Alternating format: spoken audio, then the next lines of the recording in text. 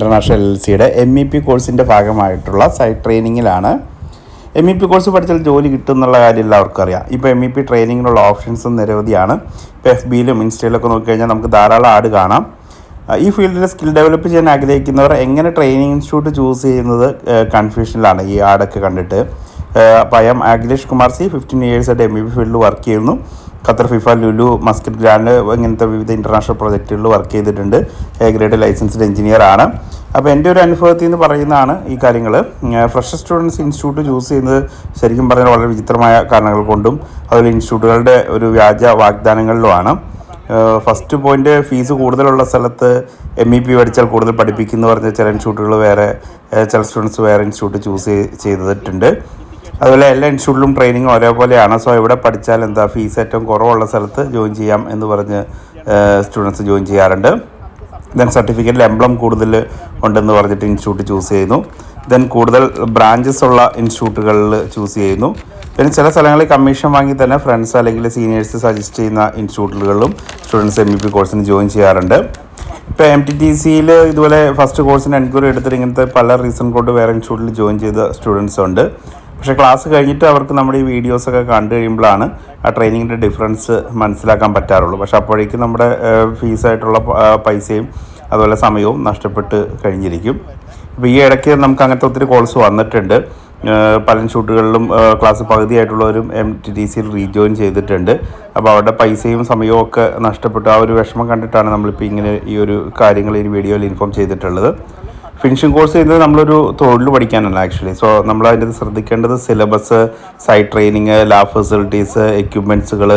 ഒരു institute run ചെയ്യുന്നത് ഫീൽഡിൽ തന്നെ ഉള്ള ആളുകളാണെങ്കിൽ അത് വളരെ ബെറ്റർ ആയിരിക്കും. അതുപോലെ ഫാക്കൽറ്റീസിൻ്റെ എക്സ്പീരിയൻസ്, പ്ലേസ്മെൻറ്റ് റെക്കോർഡ്, ഇതെല്ലാം നോക്കി വേണം നമ്മൾ ചൂസ് ചെയ്യാൻ വേണ്ടി. അല്ലാണ്ട് ബാക്കിയുള്ള കാര്യങ്ങളല്ല. ഇതാണ് നമുക്ക് ഇമ്പോർട്ടൻ്റ് ആയിട്ടുള്ളത്. നമ്മളൊരു വർക്ക് പഠിക്കാനാണ് ഒരു കോഴ്സ് ചെയ്യുന്നത്. സോ നിങ്ങളും ഇനി അങ്ങനെ ഇൻസ്റ്റിറ്റ്യൂട്ട് ചൂസ് ചെയ്യുമ്പോൾ ഈ കാര്യങ്ങൾ ശ്രദ്ധിക്കുക.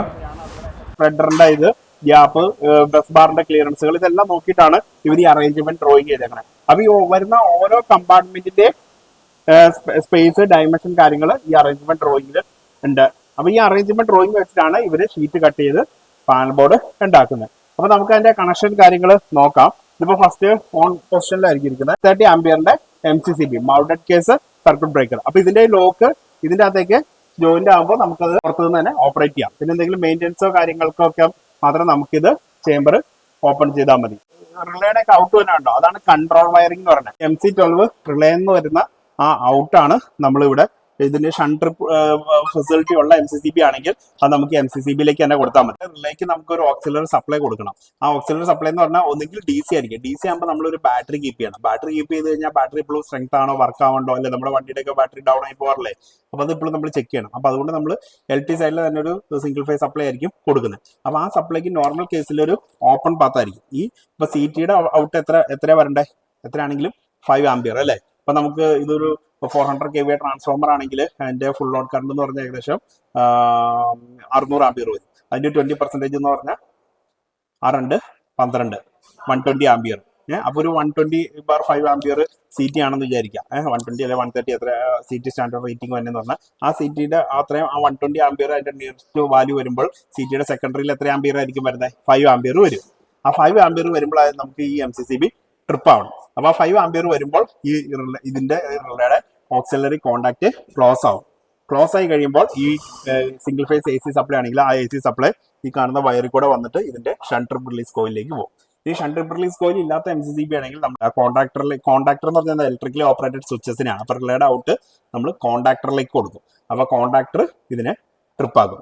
ഇത് ACB ഒക്കെ ആകുമ്പോൾ അതിന്റെ തുള്ളിലാണ്. എല്ലാ MCCBക്കും ഉണ്ടാവുന്നില്ല. പക്ഷെ നമ്മൾ ഇതുപോലെ മെയിൻ കവർ ആയിട്ട് ഉപയോഗിക്കുന്ന 630 ആംപിയറിന്റെ കൂടിയ MCCB ആയതുകൊണ്ട് ഇതിന് ഷണ്ട് റിലീസ് കോയിൽ കാണും. അപ്പൊ അതുകൊണ്ട് അതിന്റെ സപ്ലൈ ഷണ്ട് റിലീസ് കോയിലേക്ക് കൊടുത്തേക്കുന്നു. അപ്പോൾ നമുക്ക് അത്രയും ലീക്കേജ് കറണ്ട് ഇപ്പോൾ നമുക്ക് ഇവിടെ നമ്മൾ കാൽക്കുലേറ്റ് ചെയ്ത ലീക്കേജ് കറണ്ട് എത്രയാണ്, 120 ആംപിയർ. അത്രയും ലീക്കേജ് കറണ്ട് എന്ന് പറഞ്ഞാൽ വലിയ ലീക്കേജ് കറണ്ട് ആണ് അല്ലെ. ഒരു 400 kVA ട്രാൻസ്ഫോമറിന്റെ അത്രയും ആംപിയർ എർത്തിലേക്ക് ലീക്ക് ചെയ്ത് പോകാന്ന് പറഞ്ഞാൽ സിവിയർ എർത്ത് ലീക്കേജ് ആണ്. അപ്പൊ നമുക്ക് അത്രയും ലീക്കേജ് പെർമിറ്റ് ചെയ്യാൻ പറ്റില്ല. അപ്പൊ നമുക്ക് എന്ത് വേണം, ട്രിപ്പ് ചെയ്യണം. അതിന് വേണ്ടിയിട്ടാണ് നമ്മൾ ഈ MC12 റിലേ ഉപയോഗിച്ചത്. അപ്പോൾ ഈ MCCB ഇനി ഇതിന്റെ ഇങ്ങനത്തെ കീ വെച്ചിട്ട് നമുക്കത് ക്ലോസ് ചെയ്യാം ഓരോ ചേംബറുകളും. പിന്നെ അടുത്ത് വരുന്നത് ഏതാണ്, ഇപ്പൊ നമ്മൾ ഇൻകമർ MCCB കണ്ടു. അടുത്തത് 630 ആംപിയറിന്റെ 4 പോൾ. അതിന്റെ അടിയിൽ തന്നെ എഴുതിയേക്കണേ COS. എന്താണ് COS എന്ന് പറഞ്ഞാൽ? രണ്ടാമത്തെയാണ് നമ്മൾ നോക്കുന്നത്. എന്താണ് COS എന്ന് പറഞ്ഞാൽ? ചേഞ്ച് ഓവർ സ്വിച്ച് അല്ലേ? ട്രാൻസ്ഫോമർ ജനറേറ്റർ ചെയ്യുന്ന automatic change over switch, auto main failure relay use ചെയ്യാം. ഇവിടെ നമ്മൾ ചേഞ്ച് ഓവർ സ്വിച്ച് ആണ് യൂസ് ചെയ്യുന്നത്. ഇനി ഓട്ടോമാറ്റിക് ആയിട്ട് ചെയ്യുന്ന ഇതാണ് auto main failure relay. AMF ഒക്കെയാണ് കൂടിയ പാനലുകൾ, ഫുള്ളി ഓട്ടോമേറ്റഡ് ആയിട്ടുള്ള പാനലുകൾ. ഫസ്റ്റ് പൊസിഷൻ എങ്ങോട്ടായിക്കാണ് കൊടുത്തത്? ഫസ്റ്റ് പൊസിഷൻ ട്രാൻസ്ഫോമർ ആണെങ്കിൽ ഇവിടെ ട്രാൻസ്ഫോമർ ഓഫ്, ജനറേറ്റർ, അങ്ങനെ മാനുവലായിട്ട് ചേഞ്ച് ഓവർ ചെയ്യാം. അപ്പൊ അത് ഇവിടെ ഓപ്പറേറ്റ് ചെയ്യുമ്പോൾ ഇവിടെ അതിന് ഓപ്പറേറ്റ് ആവും. ഓക്കെ, അപ്പൊ അതിനാണ് ചേഞ്ച് ഓവർ സ്വിച്ച് എന്ന് പറയുന്നത്. അപ്പൊ ഈ ചേഞ്ച് ഓവർ സ്വിച്ച് ആണ് അടുത്ത് വരുന്നത്.